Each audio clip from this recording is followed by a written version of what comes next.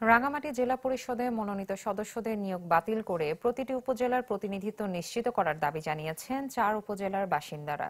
সকালে জেলা প্রশাসকের মাধ্যমে প্রধান উপদেষ্টা বরাবর স্মারকলিপি প্রদান করে এই দাবি জানান তারা। বলেন, পুনর্গঠিত জেলা পরিষদে 10টি উপজেলার মধ্যে 6টির 15 সদস্য নিয়োগ দেওয়া হয়েছে, যাতে কাউখালী, বরকল, জুরাছড়ি ও রাজস্থলী উপজেলার কোনো প্রতিনিধিত্ব নেই।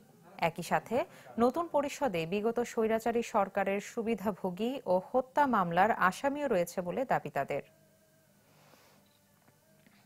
প্রধান উপদেষ্টা বরাবরই আমরা স্মারকলিপি প্রদান করলাম এবং আমরা মাননীয় প্রধান উপদেষ্টা মহোদয়ের নিকট আমরা যৌক্তিক যে একটা সংস্কার চাইব, রাঙ্গামাটি পার্বত্য জেলা পরিষদ যাতে সুচারুরূপে তাদের কার্যবলী সম্পাদন করতে পারে এবং প্রত্যেক উপজেলায় যাতে বর্তমান সরকারের সুষম উন্নয়ন যাতে লাভ করতে পারি আমরা